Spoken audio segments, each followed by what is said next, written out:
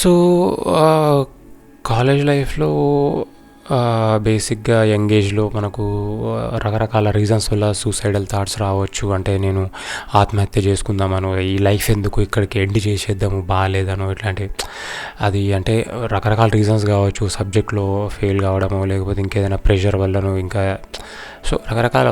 అట్లాంటప్పుడు మనము లైఫ్ అనేది ఇక్కడనే ఎండ్ అయిపోలేదు. ఆ మూమెంట్లో అట్లా అనిపిస్తుంది. ఏంటంటే అయిపోయింది ఇక, చాలా ఇక మొత్తం బ్లాంక్ అయిపోయి మైండ్ అంతా అయిపోయింది, ఇక ఏమొద్దు, ఇంకా ఇంతే లైఫ్ అంతా ఇంతే ఉంటుంది, ఇట్లానే నాకు బ్లాంక్ ఏదైతే ఉందో మైండ్లో ఇట్లానే ఉండిపోతుంది లైఫ్ అంతా అని అనుకుంటాం. కానీ అట్లేముండదు. ఎప్పుడైతే అవన్నీ మెల్లమెల్లగా థాట్స్ అన్నీ క్లియర్ అయిపోతాయో అప్పుడు డెఫినెట్గా మళ్ళీ నార్మల్గా వచ్చేస్తుంది. అట్లాంటప్పుడు ఆ బ్లాంక్ స్పేస్ అంటే మైండ్లో బ్లాంక్ అయినప్పుడు మనము పేరెంట్స్ దగ్గర కొంచెం స్పెండ్ చేయడం అట్లా ఇట్లా చూసుకొని నార్మల్గా చేసుకునే ప్రయత్నం చేయాలి. సరే చదువు మీద అంటే ఆ టైంలో ఇంట్రెస్ట్ ఉండకపోవచ్చు, బట్ మెల్లమెల్లగా టైం తీసుకొని ఆ ఫ్రెండ్స్ తోటి మాట్లాడుతూ అది చేస్తూ డెఫినెట్గా పేరెంట్స్కి అయితే చెప్పాలి, ఇంట్లో అయితే చెప్పాలి. What I mean to says you know, ఇంట్లో చెప్పకుండా అయితే మనం ఏది చేయొద్దు, ఇంట్లో అయితే చెప్పాలి.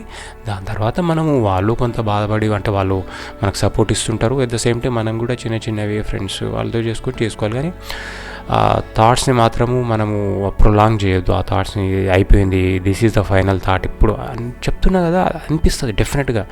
నేను కూడా కొన్నిసార్లు ఎక్స్పీరియన్స్ అయ్యాను. అయిపోయింది పై ఇంకా లైఫ్ అయిపోయింది, ఇక మైండ్లో మొత్తం ఎట్లా అనిపిస్తుంది అంటే అయిపోయింది, ఇంకా ఇంతే, ఇంతకు మించి ఏముండదు, ఇక ఎవరు నన్ను ఆదుకోలేరు, నా లైఫ్ అయిపోయింది, ఎండ్ అని అనిపిస్తుంది. But that is not, definitely not.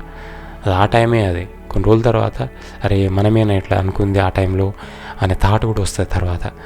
అందుకని దాన్ని ఎట్లయినా కొంచెం గట్టెక్కి చేసుకుంటే తర్వాత మన మైండ్ మనం చెప్పినట్టు వింటుంది. మళ్ళీ ఆ టైం వస్తుంది మళ్ళీ. సో ఈ టైం పోయి మళ్ళీ ఆ టైం వస్తుంది. మళ్ళీ వచ్చిన రోజు మళ్ళీ ఈ నిర్ణయమే దీన్ని కంప్లీట్ చేసుకుంటే సో అదనమాట. సో